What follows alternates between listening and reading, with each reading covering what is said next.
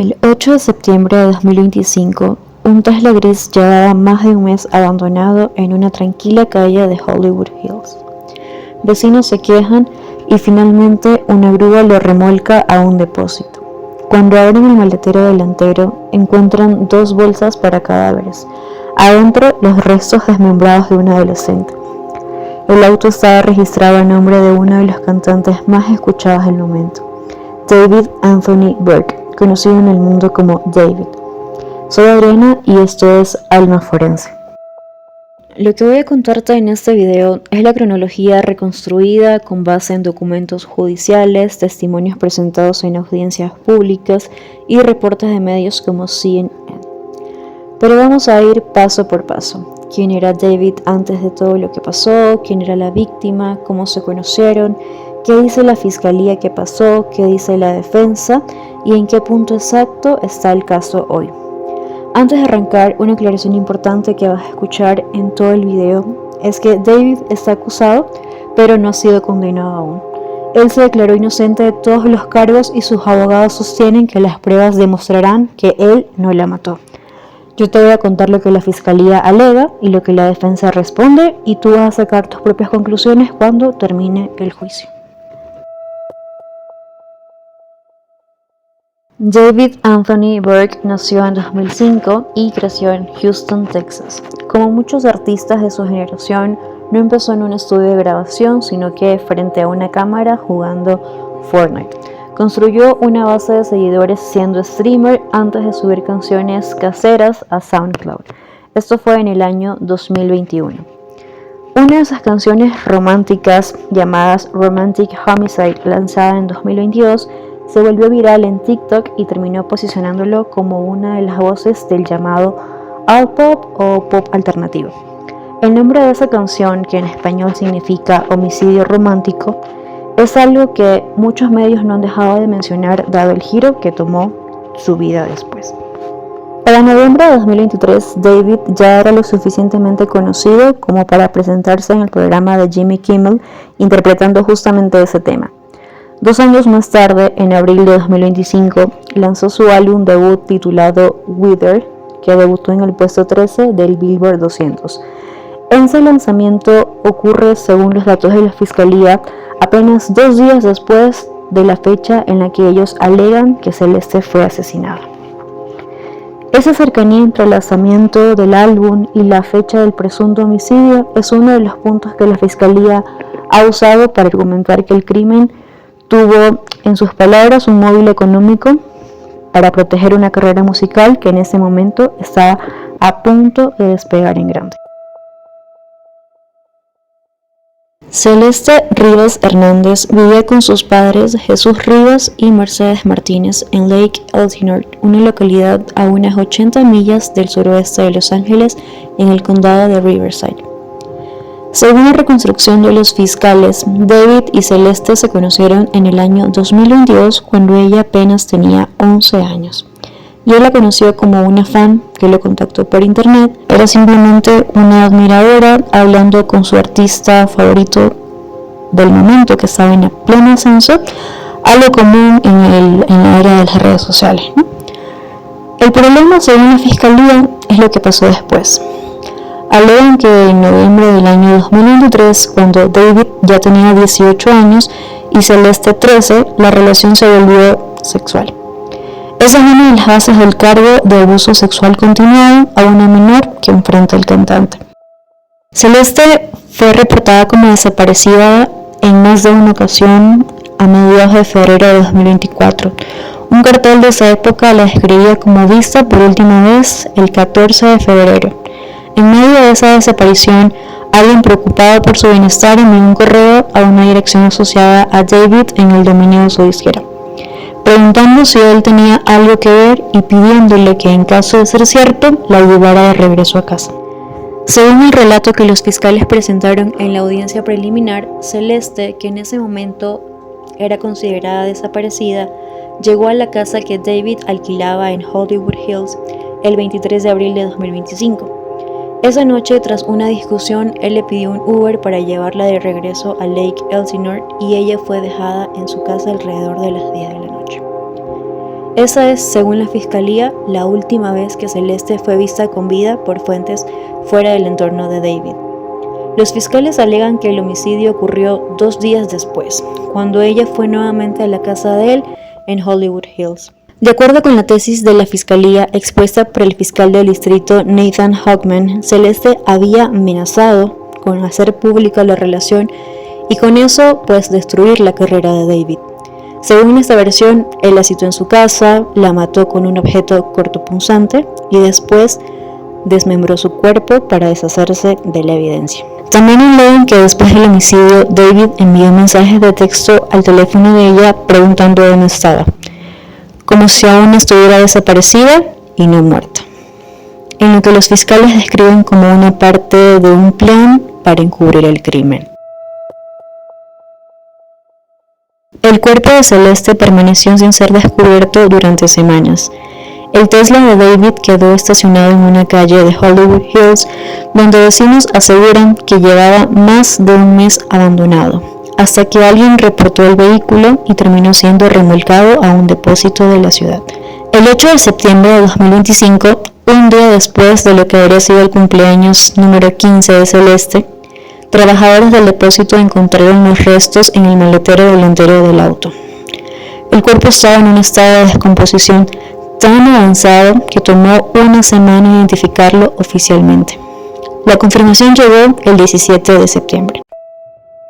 El forense adjunto del condado, el Dr. Granholm, testificó posteriormente que Celeste murió por múltiples heridas penetrantes en el torso, una de las cuales dañó un pulmón y provocó su muerte en cuestión de minutos, según su testimonio ante el tribunal. Debido a los extensos cambios post-mortem, la autopsia enfrentó limitaciones significativas. El cuerpo de Celeste, muy descompuesto, pesaba solo 71 libras en el momento del examen, habiendo permanecido en el maletero delantero del Tesla alrededor de 4 a 5 meses a través del gran calor del verano. El médico forense señaló que su cabeza estaba parcialmente esqueletizada, había ausencia del globo ocular izquierdo, el dedo anular e índice de la mano izquierda estaban mutilados y por disposición inusual del Departamento de la Policía de Los Ángeles se impuso durante meses una reserva judicial sobre el informe forense, impidiendo que se divulgara públicamente la causa exacta de la muerte hasta que el caso avanzara. El 26 de noviembre de 2025, el diario Los Angeles Times reportó que la Fiscalía había convocado un gran jurado investigador, un panel de ciudadanos que revisa evidencia en secreto para así poder decidir si recomienda cargos formales. A finales de febrero de 2026, documentos judiciales confirmaron oficialmente que David era el objetivo de esa investigación por un posible cargo de homicidio.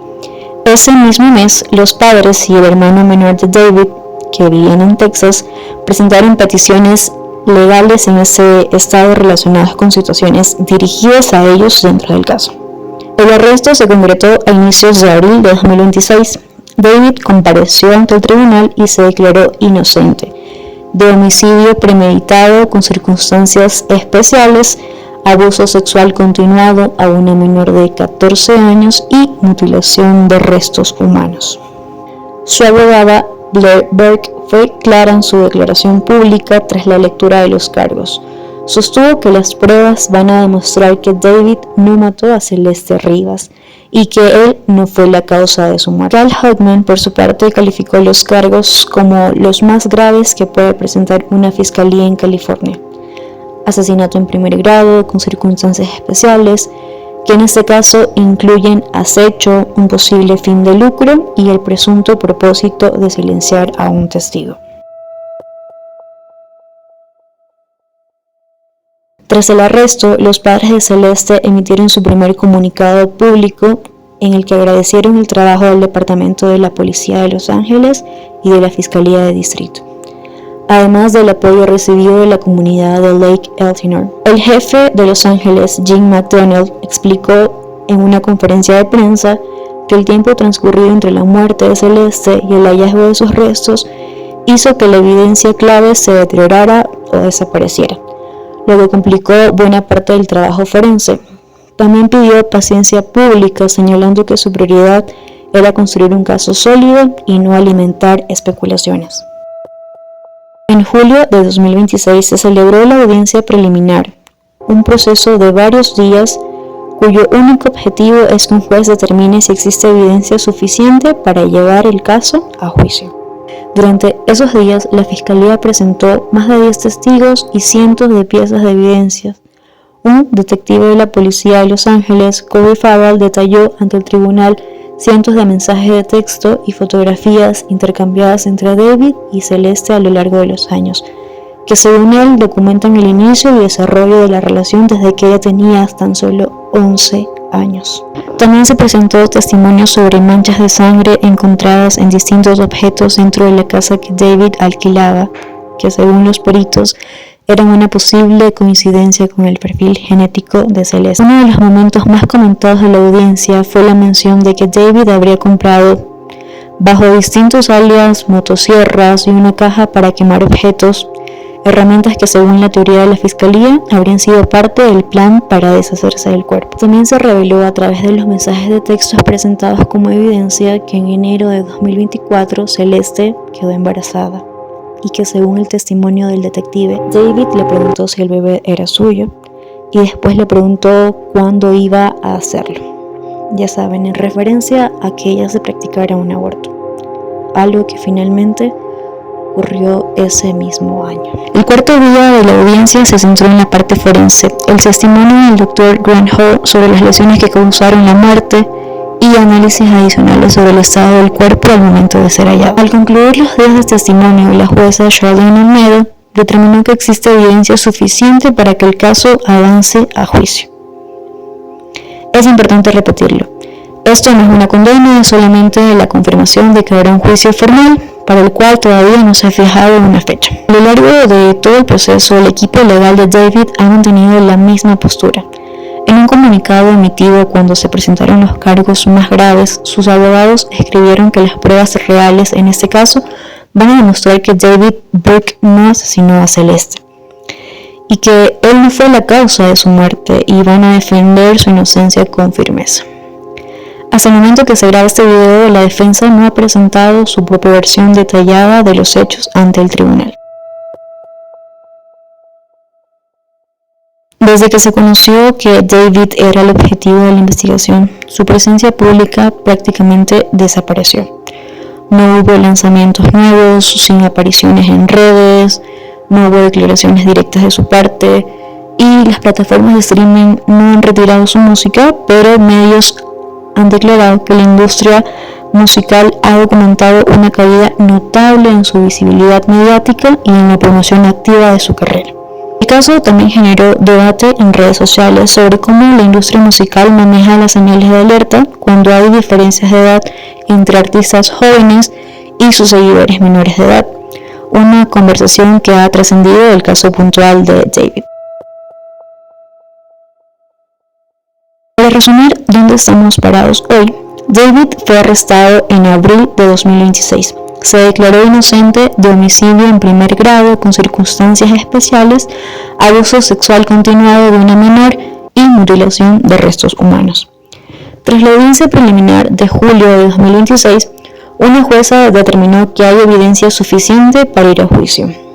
Aún no hay fecha confirmada para dicho juicio y David continúa amparado por la presunción de inocencia mientras que el proceso sigue su curso.